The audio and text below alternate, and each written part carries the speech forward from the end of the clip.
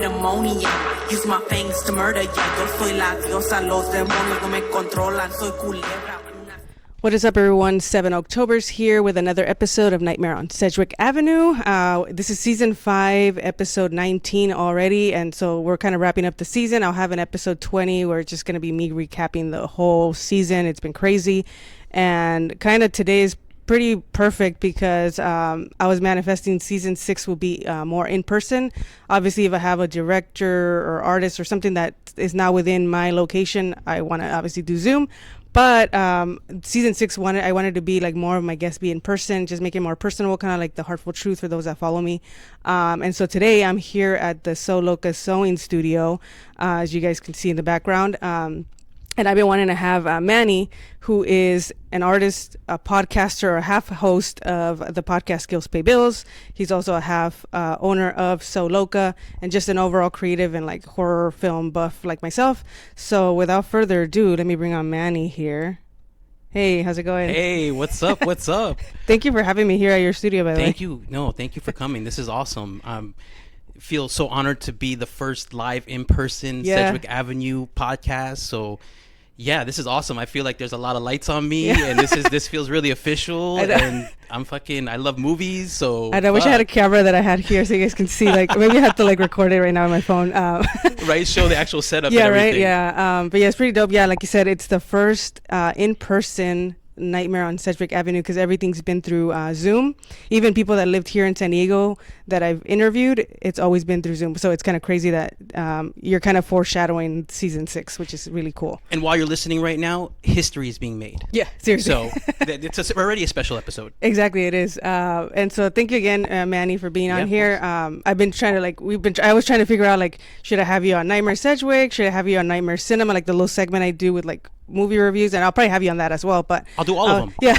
So I was like, let's just do Nightmare on Sedgwick. It'll be perfect to like end the season. And you said like, let's do it in person. I was like, okay, perfect. That like sets the tone for next season. Hell yeah. And so I kind of want to get into a little bit about a different side of you because you obviously we know you through Sew Loka, you doing like the marketing, all that stuff, and now we're kind of trying to even work on a short film together, right? So hopefully that happens soon. But we're both cinema fans and film fans, right? So I kind of want to ask you like, what made you fall in love with like film, and then what made you fall in love with like the horror genre? Film in general, and I know way more about film than I do about clothing, so I don't even know how I got involved with Sew Loka or everything. It's crazy to see how this path sent me here, but film was definitely my first love. And I would say if I have to track it back, I probably fell in love with film visiting Universal Studios in Florida when I was a kid, maybe 6 or 7 years old, because I was born in New York, but it was like a big family trip to kind of go down to Florida for the weekend, visit Disney and Universal. And I was like maybe 6 or 7 years old, and they took me on this Universal ride. It was an Alfred Hitchcock ride, and I was 6 years old. And they take you through all of his movies and everything like that, and I remember just being totally transfixed. And at the end, for the finale, they break down the shower scene. So they take you in there, they show you the shower scene, and then they break it down into little pieces of how he storyboarded it and how he kind of sequenced it and everything. And I just remember leaving there and be like, I want to see this movie. I want to know everything that this guy's made and everything like that. And it really kind of showed me like, oh shit, like movies are actually like puzzle pieces.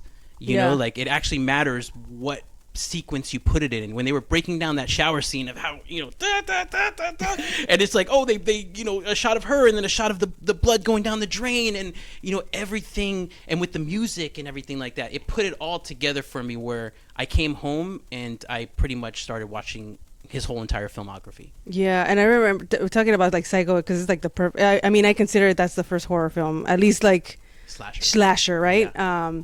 So when you were talking about the shower scene, like that back then, what was it, like the 60s, right? 1960, 60s? I remember because I watched like a documentary on Alfred Hitchcock and how he said that at that time that was like so innovative, and like he had to kind of make it the black and white so the blood didn't show because people walked out of the theater during that scene. Yeah, that's crazy. And it didn't even show blood with censors. Yeah, he had massive censors during that time, and he pushed the limits every which way. That's why a lot of people are like, oh my god, what if Alfred Hitchcock lived now?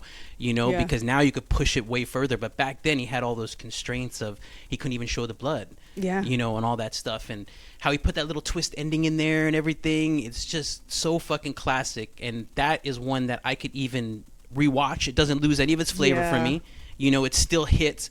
And I can even show my daughter, and it's like that's her introduction to horror now. It's not quite her introduction as it was mine, but it's kind of like I'm showing her like, hey, don't forget about this. Like, this is kind of where the genesis of it started, kind of thing. So there's a lot of cool stuff to mine in there, even though it doesn't get too horror-y or graphic or anything like that. There's that suspense. And it was like so creative, like that whole, like even back to the shower scene, like the creativity of like how he had to kind of play around, like you said, with the scenes to try to make it seem scary. But like the stabbing, like obviously he doesn't even show the actual stabbing. He just shows kind of like parts of it, because at the time like you couldn't really show a lot of these things.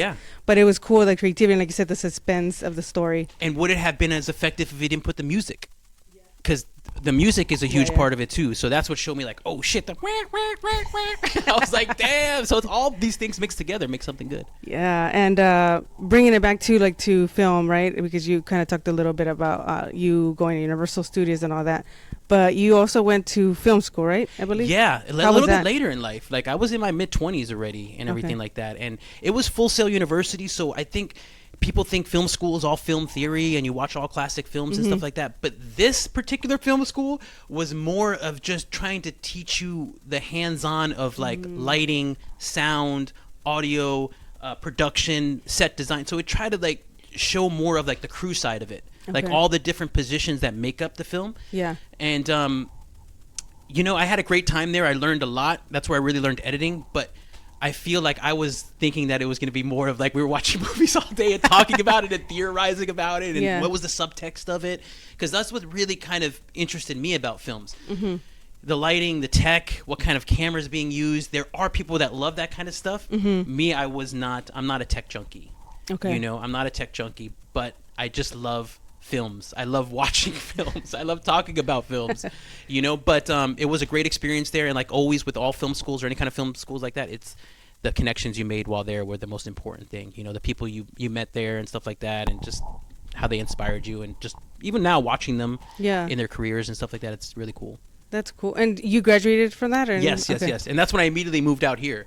You know, and I moved to LA and everything like that, but I just didn't have a plan. You know what I mean? Like it's to break into the industry, you gotta have a little change saved up. You know, I felt like I moved to LA and I was doing a bunch of free work, a bunch of internships, and I'm like, you know, if I don't make a change soon or start making some money, like I'm gonna be back in Florida.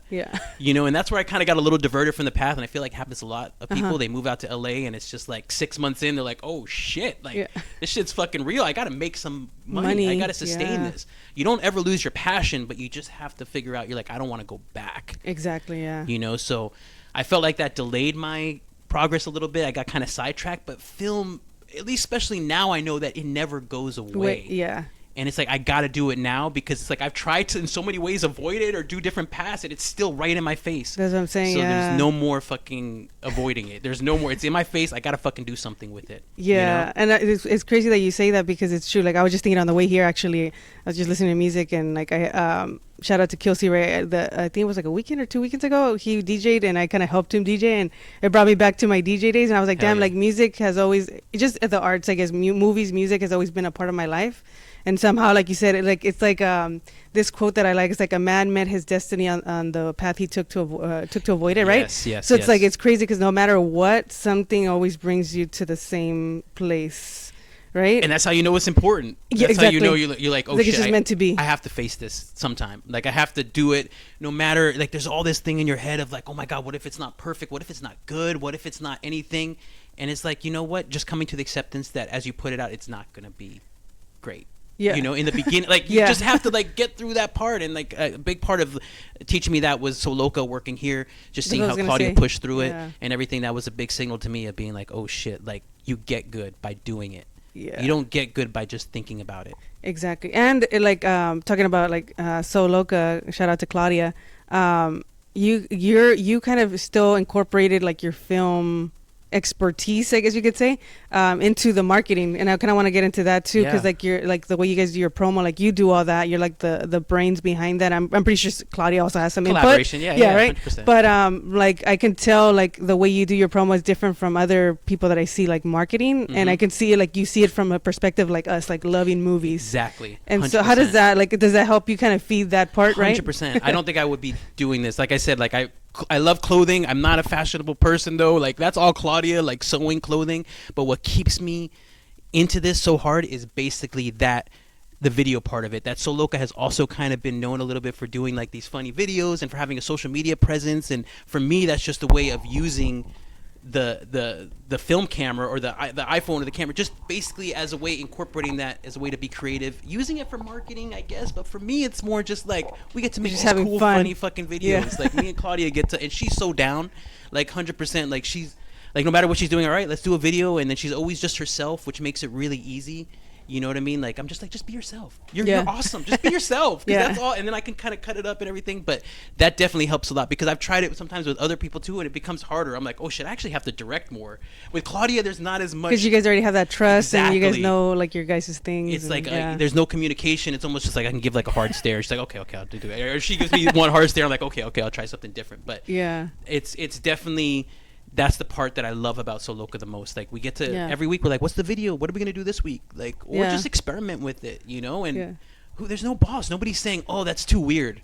Like and maybe that's a problem sometimes. Sometimes I post and I don't get any reaction to it. I'm like, oh, maybe that was a little too weird. But you know what? Like now I know. I actually I put it out there. I don't have to censor myself. You know, I can just keep creating shit and see what hits. Yeah, that's you know? I really love your guys' content. Thank I know you, it's like thank you. considered like you doing it for fun, but also like even though you don't like calling it marketing, but it is that too, right? It's like a poster for your guys' business. It helps us make sales throughout, not just here in San Diego, but we can be sleeping. We're like, oh, dude, we got an order from Washington. We got an order. And then the person's like, oh, I saw the video. I loved it. That's what I was going to say. Like, have you ever gotten those where you're like, God. I watched this video and that's how I came across That's what you? keeps us going. Like every day, Claudia's like, dude, she's like, so many people came in. They're like, I love you on Instagram. I follow you on Instagram. I'm visiting San Diego for the day, but I had to come here. That's cool. But their initial finding us was through like a random scroll on a video, and we popped up in the reels and like, oh, this girl's making stuff. Oh shit, upcycling. Oh shit, you know, because also what she's doing, what helps is that it's pretty unique. You know, and so we're just trying to capture that because we feel like sewing, the best way for people to respect it as an art is to show the actual what it takes to make it. You know, like here in the sewing studio, how she's picking out patches, how she's doing all this stuff. Because the reason why we started showing the visuals of it is because we heard so much feedback of like, oh, that's easy. Oh, you're just putting patches on shit. You're just fucking this and that. And then we were like, okay, this is the whole process of how it's done. And I think that gave people some more appreciation for it. Because like, oh shit, look at all that work behind it and all those decisions that had to be made, which is like, that's what makes it an art. You know, what's your intention behind it? Why did you do this? You know, if you start thinking about that before you do it, then you've also all of a sudden become an artist. That's true. You know, and then and then that's Claudia made that transition because Sew Loka wasn't always, you know, it was a clothing store, it was tailoring, but it wasn't always like clothing is art, sewing is art. That was something that Claudia basically made an announcement on Instagram and said, I want to do this, I want to be an artist, and then basically led the path to becoming one, like right in front of everybody's eyes. Like I felt like it was something like super inspiring because I was even like, okay, like, is this going to work? Like, I don't know, like people, you know, what's going to happen? But then when I saw it take fruition, I saw Claudia actually become the person that she said she wanted to become, you know, because she wasn't that first, like she became that. So it was like, oh shit, I just need to do something like that, or it's possible. Like I could see what my flaws were, you know, overthinking and everything like that. So it was like, it was a true inspiration, and it still is an inspiration. Like I'm using whatever is happening now. I want to do something next. And Claudia knows 2024 is about a lot of these other projects too. Like when it comes to like the podcast or just like little short films or something like that, or just these little reels and stuff. Like we want to do more of that in the future. And she understands that fills my cup. You know, I do things to fill her cup. She fills my cup, and that's how we have a beautiful blossoming relationship. That's pretty cool. But like what you said about it, because it's true. Sometimes you have to give yourself that title or whatever, and then because nobody's gonna give it to you, like they say, right? Like no. And I think I remember doing the podcast.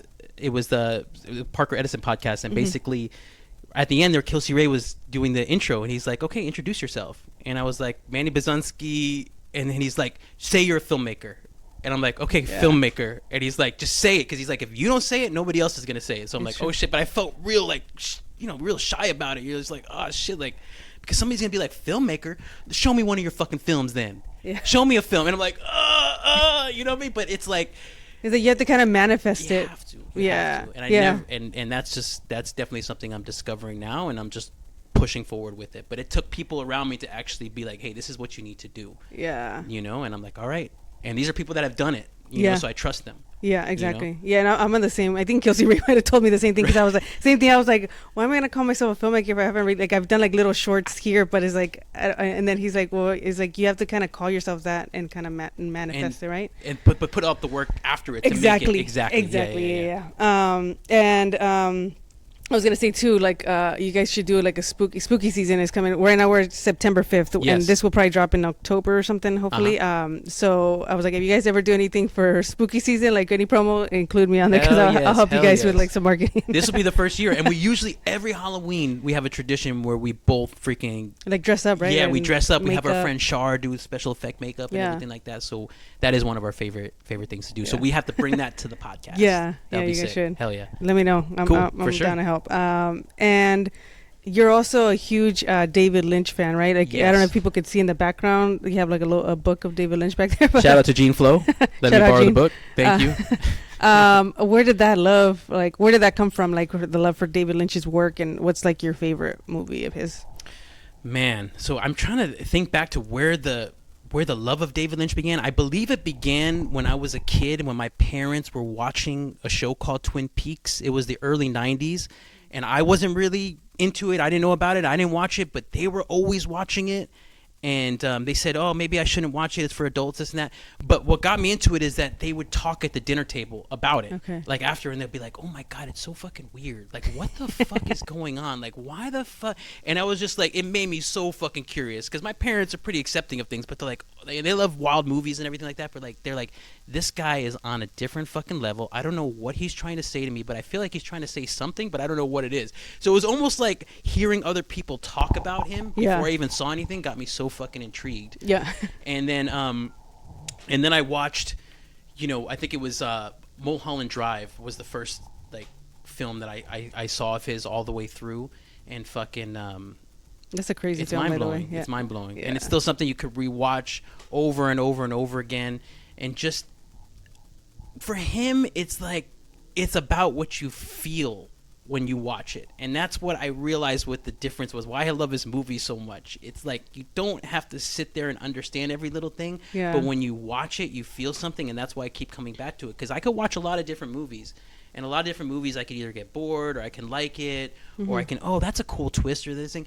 But I don't physically like feel like I'm immersed in it, and I don't really feel like it's making me it's making me react in a certain way. It's making my body change in a certain way. I'm like, oh shit, changing my whole fucking mood. Yeah. And he is a filmmaker that can do that Yeah. to you with his films, like the surreal way he films it with his dream logic and everything like that. He could hit me on a level that no other director can. Yeah. And he doesn't make many films, so there's not many films that he has Yeah, I in was his gonna catalog. say, yeah. He's like a Quentin, where it's just like a few. Right? Exactly. He has maybe like almost the same amount of films as Quentin. Yeah. But he just put so much care into it, and he's an authentic person. Like when you see him interviewed, he's a whole thing in himself. Even aside from his movies, just go YouTube David Lynch interviews, and if you're any kind of aspiring artist or any kind of creativity, you will get lost in this man's talk. Yeah. And he's always, whenever you need inspiration, I always listen to him. I always watch his films. He's the only person that I've ever dragged Claudia to do. He had a book signing, and Nice. and he's never done a book signing before. This is the first book he put out. He doesn't do a lot of meet and greets, so Yeah. he did something. I think it was in 2017, right after his new Twin Peaks came out on Showtime. Okay. And he did this book signing for Room to Dream, and me and Claudia went there. We saw it was in the Ace Theater in downtown Los Angeles, so we saw a bunch. They had like a screening and everything, and then we waited in this long line. Yeah. And then we just had a few seconds where we're just like, we're like, hey, Yeah, what's you up? like fan out, huh? And I did like a quick fan out, like, oh, Yeah. I shook his hand, and I left, but so he didn't say anything to me. But then Claudia came up and she shook his hand, and then he stopped for a second. He looks at her, he's like, I really like that shirt. And she was like, oh shit, okay. She's like, thank you. And then she kept walking. I'm like, how did you got the comment from it? I'm like, oh my God, it's like jealous. I was like, oh my God, because he actually, he commented on her shirt. It's like, oh shit, that's fucking, it's insane. And it was just, it was super cool to just be in the room with him that day and everything like that, just because I have so much respect for what he does, and he's a trailblazer, and he does it like nobody else does it, has that commitment, and he's just so himself. Yeah. And his movies, has such a certain style to it. Yeah. And I just love that surrealism part of it, where it's like, oh, maybe we do live inside a dream, you know. Like, I just love the thought of just even thinking about that. Yeah. You know, not that I didn't, you know, who the hell knows, you know. We don't know That's anything. true. Yeah, we don't know anything. So if we don't know anything, anything is possible, you know. And I really feel like his films do that more than any. And his film Twin Peaks Fire Walk with Me, which came out after his Twin Peaks thing was canceled. He went through a whole tumultuous thing because he didn't want to reveal the murderer. He never wanted to reveal the murder of Laura Palmer, so they canceled the show on him, and he made this movie called Twin Peaks Fire Walk with Me, which I believe, for any horror fans out there, I believe it's an underrated horror classic.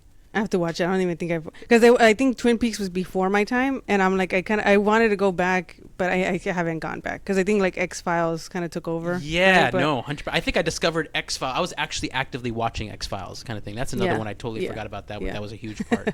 But yes, if you ever have a chance to revisit the Twin Peaks Fire Walk with Me, I don't think you even have to watch the whole show. Oh, you don't have to? Okay. Because I don't even think, even if you watch the whole show when you watch it, I don't think it's still going to make a lot of sense, you know, like in that way. So you could just watch it cold and so just he never reveals the... Never reveals his intention behind anything or the meaning or anything like that. Frustrates the hell out of critics and people like that. But who do you think it was? I mean, not that I've watched the show, but like, do you have a feeling like of who it might have been?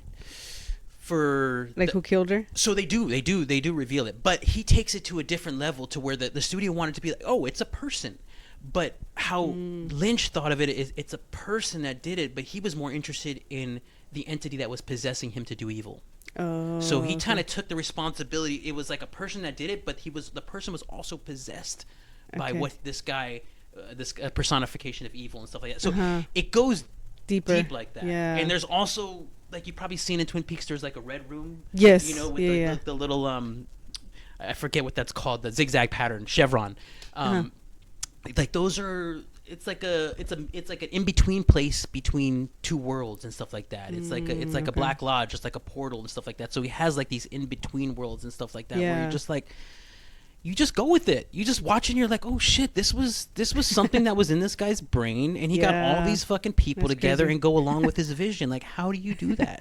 And for these people just be like, you're fucking crazy, dude. You're fucking, you know what I mean? Like, for everybody to go along with it, you have to have such a conviction of your beliefs. You have to be so convinced that your vision is worth seeing, and he has that. You know, I mean, it's a cult classic of people. I mean, one of my coworkers just had a party of Twin Peaks. Yeah. So it's like it's totally iconic. Popular. It changed TV, everything like that. And he, like I said, he recently did the one at Showtime where he put out another 18 hours of it's called Twin Peaks: The Return. Okay, I remember that. Yeah. And it was awesome. I'm just waiting for a new movie of his because he hasn't done a movie in like what was the last one? Inland Empire, which was like.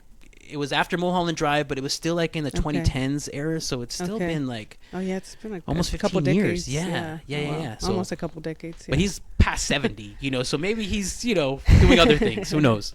That's cool. And I think him, like the David Cronenbergs, like all of them are like have like the way they think is just fucking crazy. Fuck yeah. And Cronenberg's still pumping them out, still doing fucking awesome ass horror films. I know Crimes of the Future. Did you watch that one? Crimes of the Future? I haven't seen that one yet. You gotta watch it. I liked it. I mean, I don't know. His shit is weird, so not everybody's gonna like it. But but it's different. He has a singular voice, which makes him stand out and gives him longevity over time. Like you can't replace him. Like he's himself. He acts too, so it's like he does. He's acting, right? And like Nightbreed is one of my favorites, and he's like the villain in that one. Oh, fuck yeah. But yeah, because it was crazy to me because talking about David Cronenberg, when the pandemic happened, Comic-Con went like virtual, right?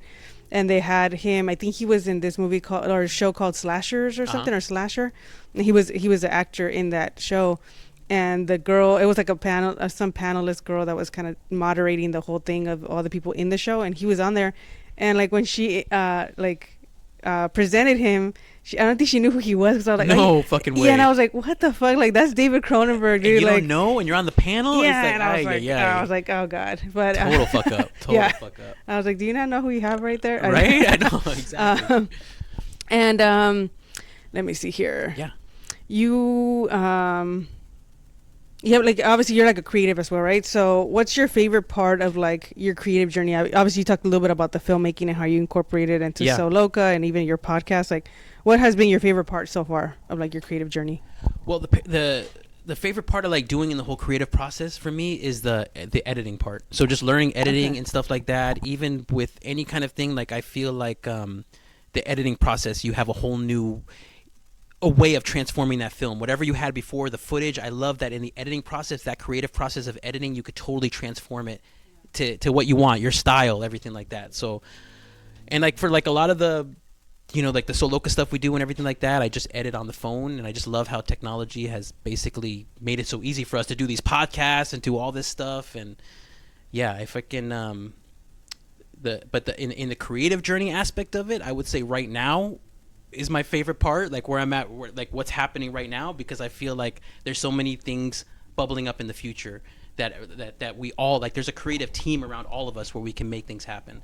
So I'm very excited for the future. I'm very excited for now. I'm very excited for just what's upcoming. That's kind cool. of thing. And what has been like we're talking a little bit about like the challenging parts, right? Of like having a podcast and all these things. Like what has been the most challenging part of your creative journey, and have you overcome it? I would say the most challenging part of the creative journey is actually making shit. Like I've written shit. I'm always in the process of like writing little short things and everything like that. Like that never goes away. Like whenever I feel anxiety or stress or just like I'm not doing enough, like I always go back to like just trying to write something or get creative. And you know, for the longest time, it's the hardest part is getting going, because you're like, oh shit, like what if you don't have a budget? Like you want to make sure everybody's paid, everything like that. So if you don't have a budget and it's really a passion project, you know, you have to have like a team of people that are also passionate around you, like a little community that are willing to trust your vision and you trust theirs and everything like that. And that's been the most difficult part, is just the actual creating of it kind of thing. So you know, but we're pushing through, like and I feel like we're more closer to that than ever before. So that's pretty cool. I see you guys like evolution, and I kind of wanted to get into a little bit of like you guys curating shows, right? Like at the sewing studio, and then the Wonder Museum, which was a really dope like opportunity for you guys. And you said obviously you guys have more in store. Like, is there anything else that you envision or that you can share? Because I know some things you probably want to keep to yourselves, but as far as like your filmmaking, like incorporating that a little bit more into shows, or you know, somehow. Exactly. Yeah. No, I want to basically the Skills Pay Bills podcast. Like I really want to use that as a method to basically be more creative and to really, because that's the one thing we've been doing. We have a little following with it, everything. We do interviews, but what if we could do more with it? We love the visual side of it, the video side of it, but for me, it's like so much untapped potential in it, to where it's like we could just, like, if we could be anywhere, we could do the intro at this coffee shop, we could walk over here, we could be on scene over here. Like, I feel like we haven't really pushed Skills Pay Bills or whatever podcast or format we're doing to the full potential that we could be doing it. You know, just getting way more creative in that aspect of it. You know, because we have the sewing studio here. It's a business that has a different kind of business model. There's a creative side to it. Like there should be some kind of video podcast show that incorporates all those aspects of what we do, but it should be as creative as we are. Like it shouldn't be standard. It shouldn't be what everybody else is doing. You know, so it's like we just have to, that's what I said. The hardest part is like you have the vision and everything. We just have to execute it. Exactly. You know, and I think we're just like the turtle. Yeah. We're like the turtle that kind of just, you know, we know what we need to do and we slowly do it. And that's helped us to be kind of slow and steady. But we know, like for the longest time, it's been bubbling. Like we want to do something epic with this podcast and be a little bit more creative with it. Yeah. You know, so I think that's the next thing we're going to do with that, is really just kind of try to level up when it comes to like, you know, having just different segments, having a narrative, just thinking a little bit deeper about the podcast, because sometimes now we have a good guest, okay, we'll do a few questions and we'll kind of see how it goes and everything, and to me that works, that 100% works. But if you wanted to do different segments where you're like, you know, you go to different places, just even around San Diego or something, you know, but then what happens in your mind, you're like, oh, what about production? Am I gonna have to bring all these cameras with me? What if this and this? But you know, I've been listening to other podcasts that inspire me, where they're not as worried about maybe the audio or this and that, because they know that the viewer or the listener cuts them a little slack because they're like, hey, I want to go out on the road. I want to go here. I want to be in my car. I want to interview this person. I don't want to make it to where I have to do a huge setup every time. Like, you know, so I think adding depth to the podcast in that way, and not worrying as much about like, oh, is the audio perfect or is this, and just to kind of get it out there, you know, but to have it have more of a narrative structure. That is a definite goal for Skills Pay Bills moving forward. Definitely. Yeah, and I can relate too, because like me, like because you don't cut it in seasons, right? You just kind of make it go, and or how's your like format for your podcast? We're on season 4, but I don't know how we got there. Like I don't know. So we're like almost at the same, right? Because with Heartful Truth, we just today dropped the season 4 premiere, and then this one's season 5.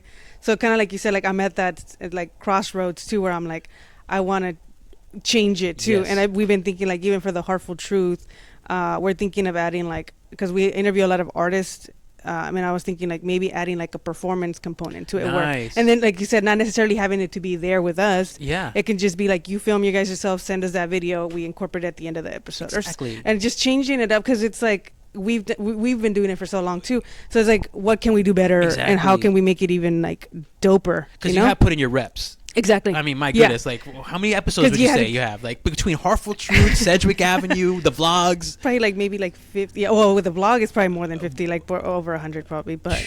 Yeah, that's what I'm saying, just over and over. And over. And I think it's, like, you have to get to that level of, like, okay, I'm good at interviewing, I'm good at this, now what can we do to, like... Make it better. And, like, I agree with you, like, going out places or something like that. I've been trying, even for Nightmare on Sedgwick, I'm trying to figure out, like, okay, I'm going to do in person, but I also want to add something, because I was thinking too of like me going to conventions or whatever, horror conventions or different things that are like spooky stuff, and then adding them, like you said, as a segment, like, oh, today I went whatever, and then it just cuts into that after the interview, or kind of like a show almost. 100%. Or even add like a review at the end of each episode or something. What did you watch this week? Because it's like, recommendations for the month or something. Exactly. So there's all these things, and we all know we have all this untapped potential. So it's just about like actually leveling up for our audience, mainly doing it for them, for the people that have been watching since the beginning, and they know they're probably like, this shit's boring now. Like, it's like we already know it's like the intro, the interview, and then the outro. But it's like what can you do? So I kind of like that, because I watched your guys' latest episodes, and how you're like doing now like an intro, right? Trying. Then the interview, and then an outro, which is pretty dope. Like, and I noticed these things because I've watched, like I said, I've been watching you guys for a minute too, and I just kind of, as a podcaster, I'm always trying to figure out, like, kind of like, shout out to the Copy and Steal, I forgot his name, but Chris and Priscilla. And Priscilla, I watched their show too, and it's just cool, like, kind of like how they say, like, you're kind of like not copying necessarily, but I mean, because you're trying to see and borrow from people, and you're like, okay, how can I make it my own though, right? Exactly. You're inspired, and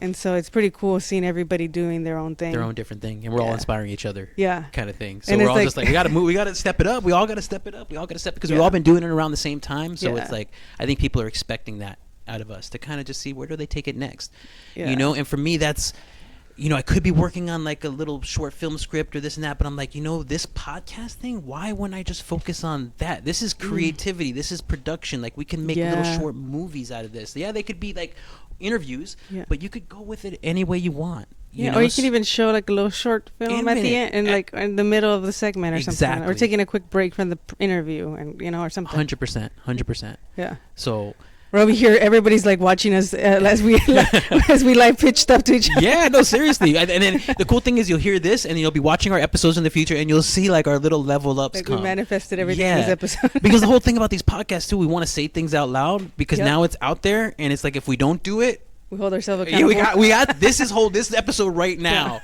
because we said it, so now we got to make it happen. Yeah, seriously.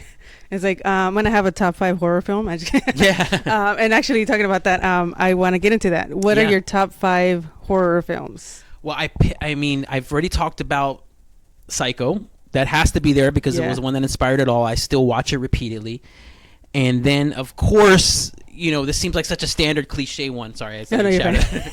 But I mean, anybody that was a kid that grew up in the 80s, The Shining is just, it has it's just, you can't deny the power that it had on I you. I respect it more because I'm not gonna lie, like I didn't like that film, but I Yeah. think I watched it when I was so young. Yeah. You don't grasp like how, No. and then I had to watch. Doctor Sleep actually made me appreciate The I love Shining. Doctor Sleep. I do love. I Dr. love Sleep. and Yeah. I obviously love Doctor Sleep more, but that's because it was kind of like in this era now as an adult. But like it made me appreciate The Shining though. I Yeah. was like, okay, now I No, see it. 100%. And sorry to interrupt you. But No, yeah, no, keep no. going. It was just Yeah. that, you know, The Shining. It's super, super creepy, and watching it. It used to come on TV all the time. Yes. And I just remember being at my grandparents' house. They were sleeping, and I'm just watching on their little TV, and the little twins would come out, and just this little. I remember more. I didn't even know what the movie was about. I just yeah. remember just like freaky images. Like there were just images The that were shower ingrained in my or the brain. bathtub scene or whatever. And that would just make me not be able to sleep at night. That way, there's some movies you could watch and you're like, all right, you just fall asleep. Some movies you watch and for some reason they affected me to where I'm like, is something moving out there? Like what's going? Like I hear something outside the bedroom moving. Like is somebody walking around? You know, and you start freaking yourself out and you're like, oh shit, you know. But the thing about The Shining too is just that it has the same thing where there's an actual like legit ass fucking director behind it. Like this guy Stanley Kubrick, like he knows, like Lynch, where he's just fucking every shot, every piece of music, everything is pre-calculated and planned beforehand, you know. So it's like, damn, this is this dude's fucking vision, you know. So that was dope. You got Psycho, you got The Shining, and those are two of my favorite horror films. And then I would just say, like, you know, like to put all those three together, like, because you grew up in the 80s too. You have the Jasons, you have the Freddys, you have the Michael Myers all together. But if I had to just say my favorite out of all those that I rewatched the most times, is probably the Nightmare on Elm Street 3, the Dream Warriors. Yes, classic, right? And it's mainly because I have two older sisters too, and that they were, you know, they're a few years older than me. They were watching it all the time, you know. And but even when I rewatch it, like to me that was the most like solid, creative, like all the way through. Like Freddy wasn't too jokey. He was a little jokey, but he wasn't too jokey yet, you know. And so to me, that was my favorite one out of all those. Yeah. And then, you know, as we get into, and I mentioned also Twin Peaks: Fire Walk with Me from David Lynch. Okay. But as we get into like modern horror, like there's this director, Julia Decournau. I think that's how you pronounce it. She's a French film director. She's directed this movie called Raw. Oh, recently, yes, I know about it. Yeah, Raw, fucking amazing. And then she did her second film, which I love even more, which is in my top 5, is Titane, which basically it's just super. I mean, to me that, like, she's modern horror. Like, she's making films like. And that was more like body horror, right? I think I've only seen parts of it. Yeah, she was inspired by Cronenberg, stuff like that. Yeah, I think it's basically a lady gives birth to a car. Yeah, you know, crazy. So it's just it's insane, but just it's like, damn, this director has a different point of view, you know. So she's doing horror, but she's doing it from her point of view, and that's what's so different. You know, even Raw, I'm like, oh shit, like this, she has a vision, and it's like, I just those two films, like I haven't seen, like I watched a lot of horror films, but those like recently have made me feel something, like, oh shit, like this she's gonna be one of the masters, you know? And of course Ari Aster too. I love Ari Aster. I love Hereditary. I love Midsommar. Did you ever watch that short film? My friend told me to watch, and I was like, oh god. Well, he kind of did it like Beau Was Afraid. His new movie Beau Was Afraid, kind of based on like a short film that he did. I forgot the name of it. I don't know if you know what you're talking about. It's like the dad with the son. Yes. I totally fucked up film, short film, but watch it on YouTube. 100%. I think it's still there on YouTube. Yeah, it is. But it's someone else that exactly. I just love directors that it's like only they could have made it, you know, and they push it so far out there, and they also make films that, like, Midsommar's about a breakup, you know, but he went through a breakup and he wrote a movie that was so, he tried to make you feel what he was feeling, but he went so extreme with it, but that's how he was feeling. And I just love movies like that that are so like burn someone in the bear suit, and they're symbolic. Exactly, they're symbolic, because people could watch it and be like, oh my god, what this and that, but you're like, dude, this director's working on multiple levels. Like, yes, he's showing you this, but he's also trying to get you to feel how he felt. That's true. Know, so I was like, that, you know, you're just playing in a different league when you do that, you know. So those definitely, those are solid picks. 100%. But there's a lot of good ones between them. Like I love Babadook. Yeah, you know. I feel like I'm the only one that hates on that film, just because that fucking kid, man. Dude, I'm like, I couldn't get past him. But the part is, and that's that's the point of the movie. But I'm like, I don't care. If you're a new parent and you watch that, it's a whole different kind of mind fuck. That's what like that made me realize like I really do not want to be a parent. Right? Exactly. But that's like that movie it did what it was supposed to do. Like it had an effect. Yeah. On the viewer. Yeah, and I feel like you have a pattern though. Like I could see like the type of films you like. It's more like you said, like about the feeling, right? Yeah, all about the feeling. All about the feeling. Because a lot of those people that you mentioned, like the directors and just the films, they're like. Not a lot of people. It's either you hate or love those films. I feel. Yes. There are a lot of people. Yeah, I could show it to somebody and they could totally walk hate out. It. Yeah. Kind of thing. But that's part of the appeal to me too. Yeah. Because it makes you feel like, oh, this was made for me. Yeah, I know. And there's like, I mean, David Cronenberg. I think I've only watched those by myself because I feel like Melly or like my mom or dad would be like, "What the fuck is this?" Right? Because it's just so weird. Like the ones that I really like, actually talking about modern horror, is Cherry. Oh my God, Cherry something. It's on Netflix, and that shit was fucking weird. But it was like it was like body horror. Yeah. I forgot who did that one. Not Cherry Falls. I don't know if you've seen it, or it's like a girl with like her mouth. She has like an eyeball or something. But it's like a series, and it came out on Netflix. And I was like surprised that Netflix actually like decided to go like back it, because I was like, wow, like there's a scene where she literally has like kind of like a slit on her thing. But it's obviously supposed to be sexual, but it reminded me of David Cronenberg. Yeah. Because it's all like crazy. Like even the movie, was it Crash, I think, with David Cronenberg? Yeah. Like that one's just fucking weird. You're just like, how did this movie get funded? How did it get made? How some of did these films, like, agree to this? You can't really watch it with just anybody. Like, No. It's like, 100%. Hey, you guys want to watch a horror? Unless you're like into weird shit, you know? 100%. And I like watching movies in the theater because you do have that audience. Yes. But I also like watching, like when I go to the theater, I go alone. Yeah. So I go by myself, but then I like watching it with people. But I don't like, you know what I mean? Like I like watching it by myself, but also with people, but not people I know. No, I get you. Right. And I was talking to Claudia too. She was like, you and Manny should have like a movie like podcast or something. Oh, that'd be funny. Like awesome. where we react to film. I'm like, oh, that shit does not sound bad. Like, there you go. That'd be pretty dope. You heard it here first. Yeah, seriously, because recently too, like the first time I ever went to the theater by myself was like, it was a work trip. Like I went to Sacramento. And I had never gone, because I've always gone with like my family or friends or like sisters. And so I was like, I really have no alternative, because I wasn't going to go with a coworker. So it was just like, and I forgot, I think it might have been like a superhero movie, but I went by myself and I was like, oh, this is nice. Because like nobody's fucking asking you like what's going to happen or anything like that. Exactly. Or if they look a little bored, you're worried about them. You know, like, are they liking it? Oh, yeah. You know, like if you go by yourself, you just have to worry about you. Yep. But I do love movies where like the audience reacts to it, especially if it's horror, like, and you're like, oh shit. Okay, this hits way harder than if I would have been watching it at my house by myself. That's true. You want to have that communal thing, like in the theaters. That's why I don't want theaters to die. Me too. Yeah, you know? I think the last one that I went to see that was kind of like that, and that's what I love about the theaters here in San Diego, because I went. My twin sister used to live in Ventura, and me and Melly went to the theater there, and it was like fucking dead. Like nobody was like reacting. I'm like, what the fuck is this? But when we have the theaters here in San Diego, everybody's like loud, like if it's a good film or whatever. So like I went to see Smile, maybe was it last year, I think, already. Oh shit. And that shit was funny because you could just hear people like jumping or like, oh shit, or fuck yeah. And that's just like it's dope. Yeah, that makes like a film pretty cool. Even if like I liked it.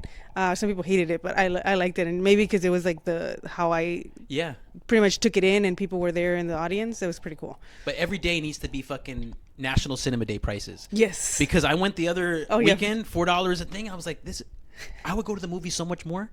You know, like I feel just like the prices of movies are what's killing movies. Yeah, I agree. You know, are killing the theaters, I should say. Yeah. You know, because it becomes harder and harder to justify.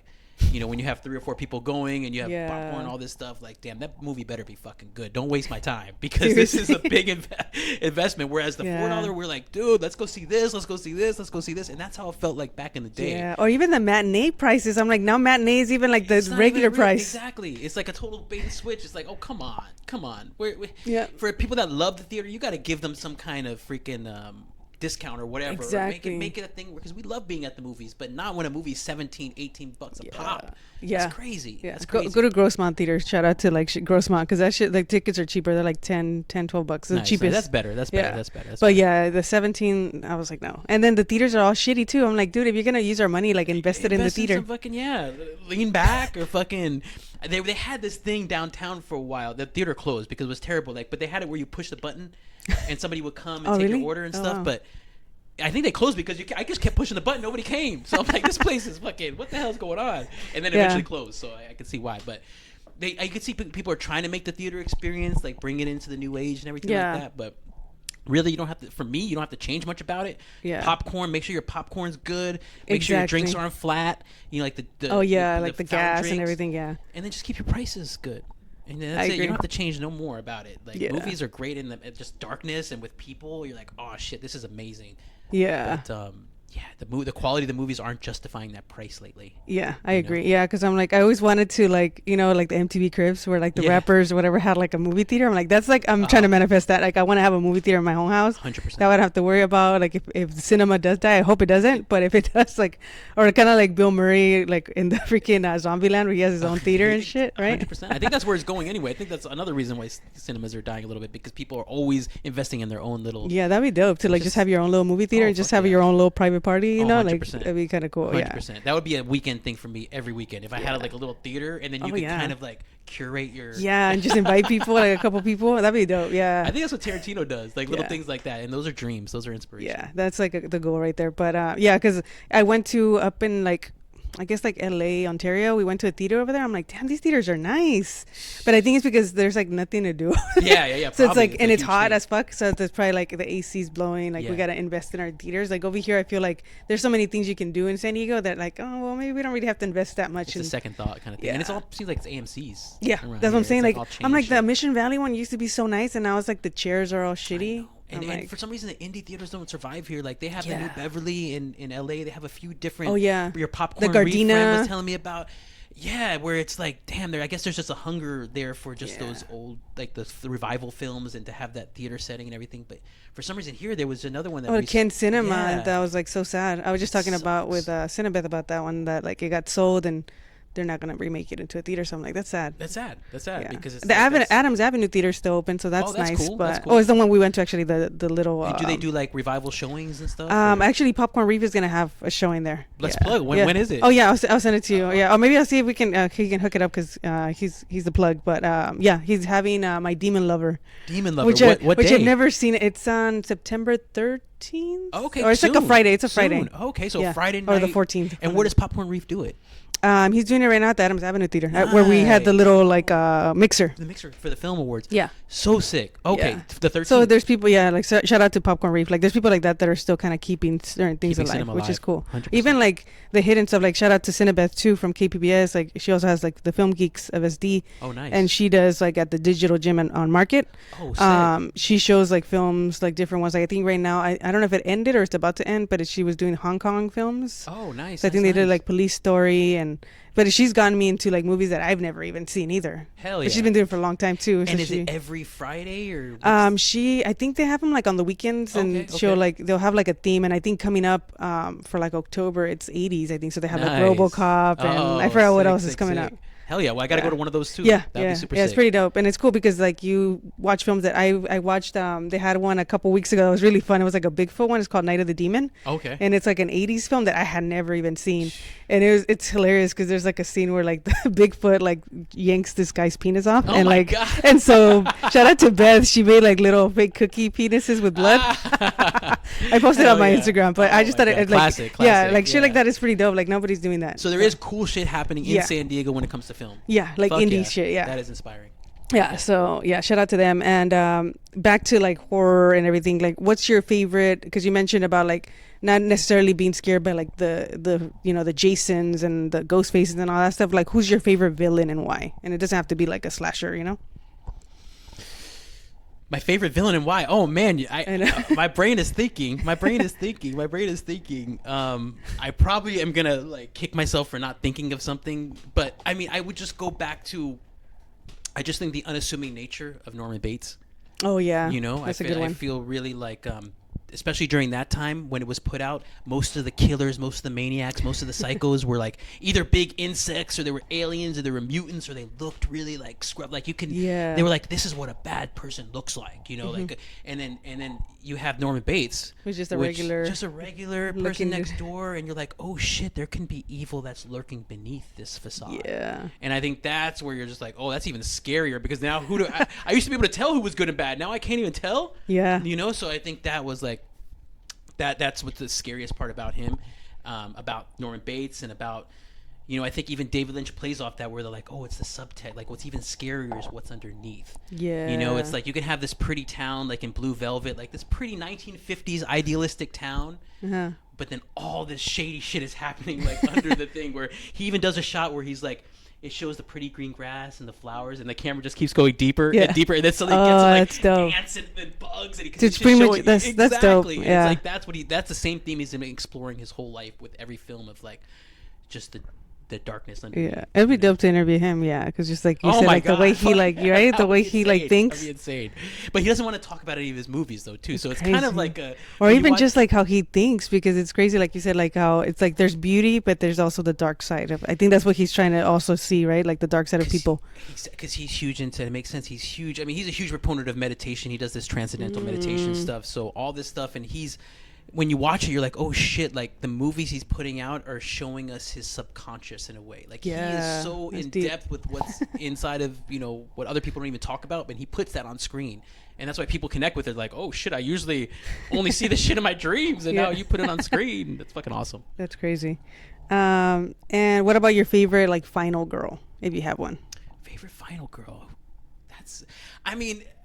Like it would be kind. I know it's another cliche thing, but come on. When you're 13 in the 90s and you watch Scream for the first time, I mean, come on, like that was a fucking. There was no other movies like that. And granted, it did make things like after Scream, it made characters or horror movies like a way too meta. Like it made it like the characters knew way too much. Yeah. But at Scream, it was novel idea. Like that first Scream movie, it was like, oh shit, you know. And Neve Campbell, like, I don't know, I think. You kind of fall in love on the screen a little. You're like, oh my god, she's awesome. She's awesome. I don't even know why, but I was like, oh, she's awesome. And fucking and she's one of the few ones that, like, at least at the time, where she came out in multiple parts of it, because everybody else, it was like Jason only had like different final girls. Freddy Krueger, she came back at the kind of towards the end. Hellraiser maybe is the other one that she came back back to back. And I think until recently, right, they kind of cut Sydney out of the Scream thing. Yeah, which is they need to bring her back. Right? Pay her what she's owed. Exactly. Because I felt like she was a part of it. Just her personality, how she acted, all that stuff. Like she was a huge part of the appeal of Scream. And I just, like I said, I'm probably gonna think of another final girl after I leave. But right now, she's the one that comes to my brain. So she's one of my favorites too. Her. Yeah, her Sydney. Yeah, Sydney Prescott. Yeah, her and Kirsty from Hellraiser. I just like both of them because they're like freaking, like, they're smart.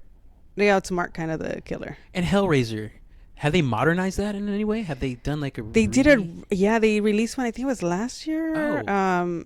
It was all right, but it was kind of. It was a big thing because like the Pinhead was a woman. Did that get a big release? Because I didn't even hear about that. Or I think she might be trans, the actress. I can't remember. It might be, but what's the name of the? Is it just Hellraiser? I think it was. Yeah, I think it was called Hellraiser. Yeah, it was on Hulu, I believe. Oh, okay. I don't have Hulu. Okay. So did it get not a release in the theater? No, it just was streaming. Yeah, it was okay. It wasn't like horrible. Like there's been horrible ones, but that one was decent. I feel, but Hellraiser, that original one, like if you can remake it or get close to that, that's a fucking classic film, right? Like that's fucking. Yeah. There's nothing else like it. You know, you find a little box, the guy, and it's like you feel like with the technology and stuff we have now, like, because that was made with very low. That's what I'm saying. Like the special effects was crazy out there. But maybe it's weird that they can't remake it now with all they have. Maybe they can't just get that magic in a bottle like they had with that. Because sometimes they try to remake classic films and it just doesn't work. That magic's not there. But I would think Hellraiser would be a no-brainer. Like I would think the reboot of that would be fucking amazing. But it might be harder than it seems. If they used to just like technical and practical effects, I think it would be dope. Yeah. Like instead of doing CGI.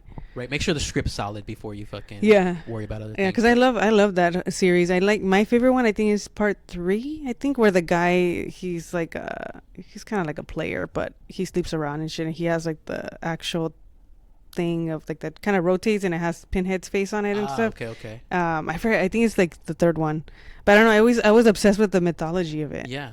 Because it was just dope, like the whole box and like hell and I don't know, just like whoever thought about that was pretty cool. And then I think in I think it was maybe not the sequel, maybe the 4th film or something, or maybe the 3rd one, where they bring like Marquis de Sade, he was like a sadist in history or whatever, and like they kind of incorporate him into the story where like he's the one that kind of was part of how the box got created.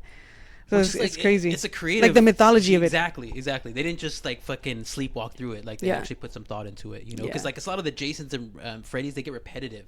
Yeah. It's not like, oh my god, like they try to like they're just like cranking him out because like, oh, people like this character, he kills people, Exactly. and like let's just repeat it. And he's in hell in one time, he's space another kind of thing. But at least with the Hellraiser, they try to keep it creative. Yeah, that's why like I think I'm obsessed with that part of like how you're obsessed with like how movies make you feel. And for me, I love like movies that have mythology, like, and it's like the Evil Dead, Evil Dead, you know, with the Necronomicon, and even Child's Play. I feel like, oh my god, like we were just talking about it before we got on camera, but I feel like they did a disservice with with the sequels, because honestly, the first one where they talk about the voodoo and all that stuff, I feel like they even forgot about all that.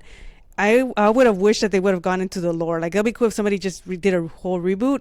Yeah. Because I always found that so interesting with like the black guy that showed him how to do the voodoo and all that mythology. More of that versus like him just being in a doll and whatever. Because it gives it context. It makes you believe in the whole story. Because you're like, oh shit, like, because I do believe that if people read passages that they shouldn't read out of a book, I believe that maybe they have powers and stuff like. Yeah. You can get me to believe that, but you have to set that up correctly, because if you leave that out and suddenly this doll is just possessed because of whatever, I lose the whole movie is fucked for me, because I have to believe in, like you said, that the lore, all that stuff has to be thought about by the directors, whoever wrote it, for me to fucking have a stake in it. Because it just with the funny little doll that basically, how else did the spirit get in there then? Yeah, they just made it so comedic after that, and I was just like, I was like, it would have been cool, like even if they did like a prequel to like the guy, I forgot his name, was it John or something? I can't remember, the guy that showed him how to do the voodoo thing, incantation. But like it would have been cool to do a prequel, like of how he even, like how they met,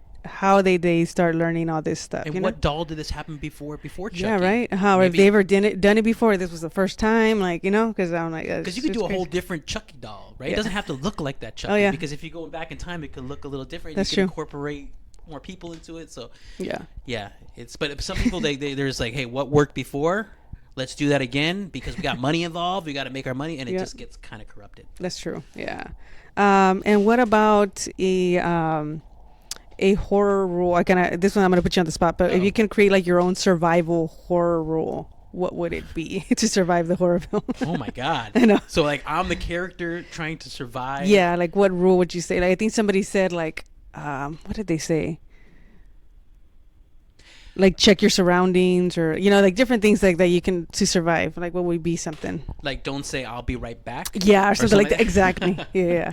I mean, I just feel like I don't really inspect sounds. Like if there's like a rustling, or if there's like this and that, I don't do the whole checking. Yeah, I'm not as curious when it comes to that. I'm more just like, okay, there's something out there, I'm gonna go this way. I'm gonna make sure whatever's out there just doesn't find me. I feel like there's a lot of convenient, you know, script writing where they're like, oh, I'm just gonna have the person go out here and suspect it, and then that's how they get it. It's like, you know, for me, I definitely wouldn't inspect it, and That's a good one. Yeah. Okay. Yeah, cool. That's a good one. And let's see here. I think I added some questions. Yeah, I wanted to do some trivia because I wanted to kind of switch it up a little bit. I started doing this, and like I said, I'm trying to switch up stuff, so I'm trying to add trivia in here. So the first one is to test your knowledge of David Lynch. What was his first featured film? His first featured film was Eraserhead. Correct. Eraserhead, which was kind of like he had just been a father. He just become a new father and everything. So it was kind of just, like I said, he tried to tell a story of how that would feel like. Or at least that's my interpretation of it, because he's never really given. And I still haven't seen any to watch that movie. I've still never seen it. That's a great like midnight kind of movie to see at one of these screens and everything. That'd be awesome if they did it, because it's perfect to see with an audience. Okay. And what film did Annabelle the doll make her first debut? In what film? Now, I feel like it's either The Conjuring or The Conjuring 2. So I don't know. I feel like, but it's in the Conjuring universe. Yeah. Right? Because I feel like, I remember then this scene, like they're walking in. He has like a little back room with all of his little props. And he's like, hey, he's telling his daughter, don't fuck with Annabelle. Don't mess with Annabelle. And then she does, right? Yeah. She does fuck. And I'm like, come on, kid. Listen to your parents. This would have never happened. But yes, I believe. Conjuring 1? Yes, you're right. Okay. Conjuring cool, 1. Cool. Hell yeah. And the next one. There are 2 serial killers in The Silence of the Lambs. What are their names? Ooh. There's Buffalo Bill. Yeah. And then there's the man Hannibal Lecter. Yes. Hell yes. Hell yes. Okay, cool. Yeah. Another great film. Another great film. Yeah, it was funny because I did this trivia and somebody was like, "Is there multiple choice?" I'm like, "No, sorry." That's the point. Right? You gotta trying to make it kind of up the stakes, you know? Yes, yes. And obviously, like, this is hip hop and horror. Okay. Like, do you have any like top 5 hip hop albums or hip hop songs, Top 5. or even rappers? I mean, the top of my list. I mean, and I because I originally come from the East Coast and everything. Yeah. So there's 2 people that I look up to always, and it's Nas and Jay-Z. Okay. Like, I feel like, you know what I mean? Like, if you're growing up during that time, like, for me, the first hip hop album I ever purchased was Nas. It Was Written. Nice. You know, and for me, Nas, he makes movies. You know what I mean? Like, he's a film director, but he does songs. Like, come on. Like, from that first album, putting it on, it was like, it clicked to me like, oh my God, I didn't know that this could be like this. Like, this guy, like, he's actually saying things like his lyrics, and I can close my eyes and it's like, oh shit, he's painting painting pictures. pictures. Yeah. Exactly. And he does that better than anybody. And Jay-Z's a little different, but Jay-Z's just more like, oh shit, like, that's the person I would want to live my life like. Yeah. You know, like, he's achieved some fucking crazy shit. You see, and with hip hop, it's like I always listen to him because I'm like, I trust him because it's like he's actually living it. Yeah. Like, he has, you know, like, the relationship he has and how he built that and how he flipped it from selling drugs to doing clothing. That's and then true. flipped it into another thing, and he's on his business and he's maturing and all this stuff, and he made it through everything, and he's at the top of his game. Yeah. And he's still putting out rap records and setting like, okay, but I'm not putting out rap records like I did in my 20s. I'm now in my 40s. I'm a little bit Like, growing and mature. And so he's giving his audience like nourishment, like, he's Yeah. giving us like more advice of how we should live and stuff like that. And that's how I look at, like, yeah, there's fun hip hop, there's fun, like, I put it on just to chill out, but then I also put on like that Nas and Jay-Z and others that really drop those fucking gems. If you're listening, they drop fucking gems, you know. So yeah, I'll always love them. Yeah, those are good picks too, because I feel like, and I was just talking about them. I was on another podcast where we were talking about our top 5 like rappers, and how I love how they've, like you said, matured, and their music has matured too. Because imagine them like rapping about girls and hoes and shit. And it's like, you have kids. It's like, come on. But so that's why I love like the 444 for Jay-Z, and then Nas, like all the King Disease ones have been dope. He's talking about Magic too. Yeah, he's been on a run, and it's like, that's what and that's the other thing. It's like, damn, this is like, they're showing longevity. Exactly. Like, they've been through and so evolution much. too, of like how they've grown up. And they could show, like, in rapping, like, you could be your sickest when you're in your 50s. Yeah. You know, and that gives a generation, that gives hope to so many fucking, because it's like, dude, it used to be thought of, oh, rap's a young person's game, this and that, but it's not. It's not, and they're proving it. Because they're the people I listen to the most. Like, yeah, there's a lot of these young cats out there, but what do they have to really say about the world? They're like saying all this shit of what they want to be, but these motherfuckers actually lived it. So I'm listening. I'm listening because they've actually lived it. So it's like, I love them. I love Outkast. I know it's another thing from the South, but I feel like they're just totally like aliens. Yeah. You know, like, so creative, everything like that. Yeah. I wish I had more West Coast artists. I've only been here for 10 years, but the West Coast is just... Any other East Coast? I mean, Big Pun, just because I'm Puerto Rican, so I feel like I love Big Pun. He's another one that I was like, man, I would have wished we would have been able to see like what he would have done, because he was fucking insane. Top of his game. Top of his game. Yeah, that album he put and out, one of the best Latino rappers for sure. Ever. And just as uniquely himself. And people have tried to, you know, bite his style after that, but nobody's been able to come close. You know, like, just how he was even so it's crazy, because even Fat Joe found him pretty much, but it's like even he was better than Fat Joe, like way better. I think even Fat Joe would admit that. Yeah, it wasn't. And I give him props though, because he could have been like, I'm gonna hide him, you know. Oh, exactly. No, but he put him on the forefront, because that's what gave Fat Joe a career. Yeah, you know, and even Fat Joe has kind of helped keep on the legacy of Big Pun. So after Big Pun passed, he helped keep it on, kind of thing. So they both helped each other in a lot of ways. You know, so, and just shout out to Boricua rap. Know? So 100%, I'll support anything. Yeah, even shout out to Chino XL, who was in the beginning of the season. He's like, his fucking God's Carpenter. If you haven't listened to it, that was a great episode. Yeah, thank you. Yeah, and if you haven't listened to God's Carpenter, he just dropped the project, I think like 2 months ago or a month ago or whatever. I was like, he's rapping like he fucking never left. Like, fuck it's crazy. Like, his freaking like multi-syllable raps and all that metaphors is crazy. Hell yeah, he's a legend. God's Carpenter. Yeah. And let's see here. What else do I got? I did the trivia. Before we get out of here, 2 more questions. So what's your greatest fear and why? And do you think you'll ever overcome it, or have you overcome it already? The greatest fear, I mean, is I mean, I could just say, you know, there's a kind of a there's a fear of heights and stuff like that, which is more surface level. Like Yeah, I really, that really affects me more than anything. Like I feel my whole body change, my mind, everything. Like I need to get out, same way. you know. But the other fear that's more like, you know, that I really just need to get over is that fear of just criticism. You know, like, you know, like that's just more of a thing that I just need. That's not like a real fear. It's just like, you know, you just gotta get that thick skin. You know, you gotta put it out there and believe enough in it, and you have to almost expect that there's gonna be some bullshit said about it, you know, and just power through.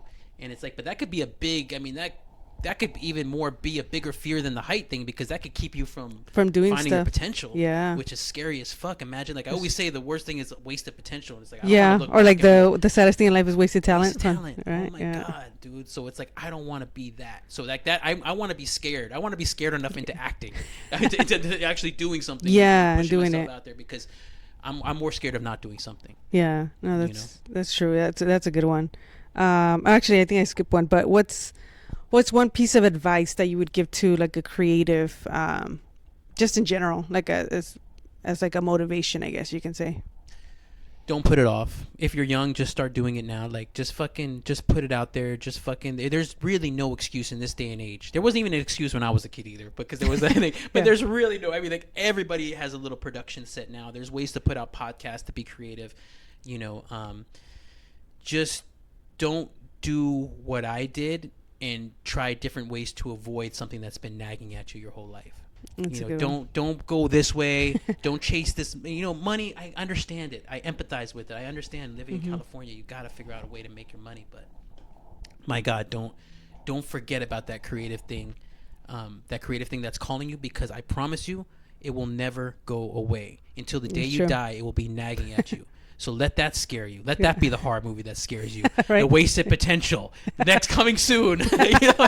So it's like, don't fucking let that happen. Don't let that happen is all I say. Don't let that happen. Just make your shit. Yeah, great advice. And we can attest to that, right? Right? 100%. We're both living proof. 100%. And the last one that I always like to close it off with is, what kind of legacy would you like to leave behind, either creatively or personally, or both? I want to be somebody that's known as, of course, persevering through it all, to basically to do something.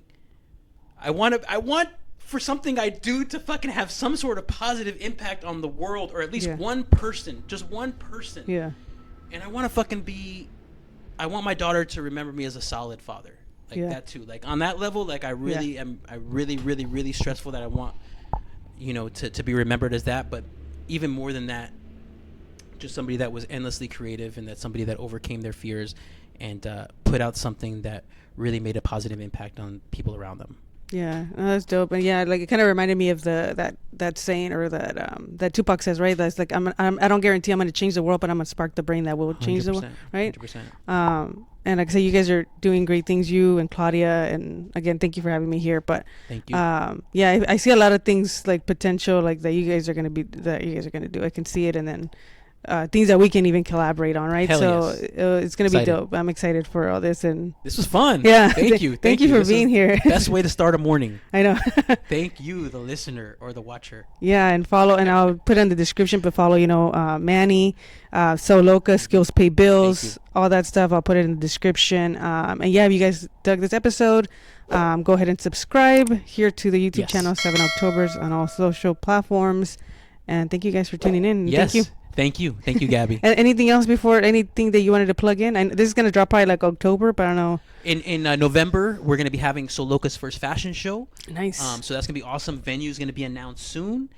And just want to say, everyone out there, I love you. Have a great day. Yeah, thank you. Yeah, of course.